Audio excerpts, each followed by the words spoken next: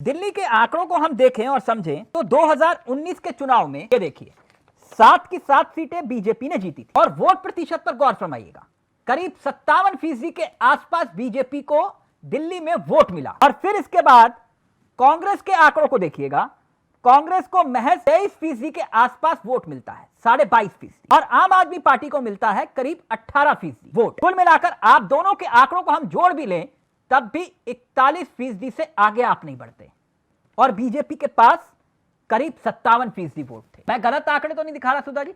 नहीं, आप आंकड़े कभी गलत नहीं देते हैं जी। ये आंकड़े तो बताते हैं कि अभी लड़ाई बहुत दूर है।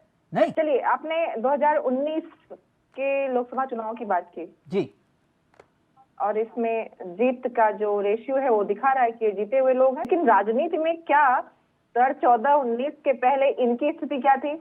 ये भी तो आंकड़े ही है ना, ये आंकड़े तो गलत नहीं है। पिछले 10 साल से दिल्ली में इन्हीं के सांसद हैं। हाँ, 10 साल की मैंने कहा, 2014-19 मैंने बोला पूरा। उसके पहले हमारी भी सरकार थी जी। और तिलक जी, सबसे बड़ी बात कि जिन विडंबनाओं को इन्होंने पैदा किया है उन्हीं विडंबनाओं में से संभावनाओं की तलाश करते हुए लोग और जनता इनको इस 5 साल में जो 2019 से अब तक लोग पहुंचे हैं, वो मैं सिर्फ दिल्ली के परिप्रेक्ष्य में नहीं, पूरे देश में जी। क्योंकि जो इससे प्रश्न करता है उसके ऊपर जिस तरह से अस्त्र शस्त्र और शास्त्र तीनों का प्रयोग करते हैं सिर्फ अपने लिए, अपने फायदे के लिए। ये आंकड़े देखिए, आंकड़े हैं बीजेपी के। वो पिछली बार 2019 में 62 सीटें जीती और तब उस वक्त करीब 50% के आसपास वोट मिले थे बीजेपी को। अगर मायावती यानी बहन जी की पार्टी की बात करें तो 10 सीटों पर जीत मिली और 20% के आसपास वोट जो है उनके इंटैक्ट रहे। और अखिलेश यादव यानी कि आपकी पार्टी समाजवादी पार्टी को 5 सीटों पर जीत मिलती है और करीब 19% के आसपास आपको वोट मिलते हैं। और कांग्रेस को महज 1 सीट पर जीत मिली, 1 सीट पर, और तब उस वक्त वोट प्रतिशत 6% के आसपास रहा। पेशी सर, मैं गलत तो नहीं कह रहा? बिल्कुल सही कह रहे हैं। तो फिर ना, आप मेहनत का इंसान है, आप आंकड़ों पे बात करते हैं, बहुत अच्छी बात है, तैयारी आपकी मजबूत रहती है, लेकिन हर इंसान अपने लिए संभावना देखता है। हाँ। गुंजाइश देखता है। हम गुंजाइश देख रहे हैं क्योंकि देश का जनता एकदम बेहाल है, बेबस है, लाचार है, युवा बेरोजगार है, नौकरियां जा रही हैं, रोजगार खत्म हो रहे हैं, फैक्ट्रियां बंद हो रही हैं। वो तो 80 का टारगेट दे रहे हैं, आप कितना रखे हैं? अरे सर, 80 का टारगेट क्या, ये तो 545 सीटें जीत लेंगे। कहने दीजिए, कहने से क्या होगा? तो आपको भी लग रहा है 500 जीत जाएंगे?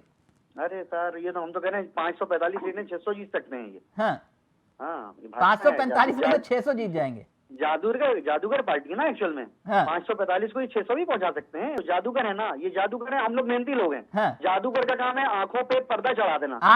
आपसे मैंने पूछा कि आपको कितनी उम्मीद है? अरे हम तो देखिए, अभी आप ये सत्ता बदल देंगे 2024 में, इतनी सीटें आएंगी हमारी।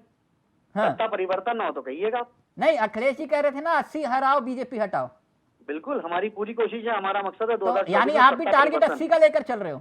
हम सत्ता परिवर्तन करके दिखाएंगे हिंदुस्तान में। सर, आप तो उन्हें कमजोर बता रहे थे, आप नारा देते हो अब की बार 400 पार, और आप सबको इकट्ठा कर रहे हो। आपको नीतीश जी भी चाहिए, आपको जयंत जी भी चाहिए, आपको ओपी राजभर जी भी चाहिए, आपको वो भी चाहिए जिनके खिलाफ आपने आरोप लगाए, आपको अजीत पवार भी चाहिए, आपको छगन भुजबल भी चाहिए। तो फिर आप 400 पार का टारगेट रख रहे हो और आपको भ्रष्टाचारी भी चाहिए साथ में, आपके मुताबिक। मेरे मुताबिक नहीं सर। नहीं, चावला जी निश्चित तौर पर जो हमारी नीतियों का समर्थन करके हमारे साथ बिना शर्त समझौते करते हैं, हमारे लिए उनके दरवाजे खुले हुए हैं। अच्छा। हम कोई सौदेबाजी नहीं कर रहे, हमारी नीति स्पष्ट है। तिलक जी, गोयल भाई की सारी बातों को copy and paste and applied for BJP, सब ठगा हुआ महसूस कर रहे हैं। दिक्कत क्या है ना, अब कहें कैसे, बहाना मिल जाता है बोलने का, लेकिन दिल का दर्द है बयां हो जाता है कि हम कहां जाएं। हमें तो जो एक अकेला सब पे भारी था, सदन में बोला, वहां पे इतने पार्टियों में जिसमें कौन कहां कहां रजिस्टर पता ही नहीं, तो वो लोग अपने अंदर की जो व्यथा है उस व्यथा को आप या कांग्रेस के बहाने बस कह दे रहे हैं, उसको कॉपी पेस्ट और हमारे लिए अप्लाइड लिख दीजिए, दर्शक समझ जाएंगे कि कितनी बेचारगी है कि हम कह भी नहीं सकते।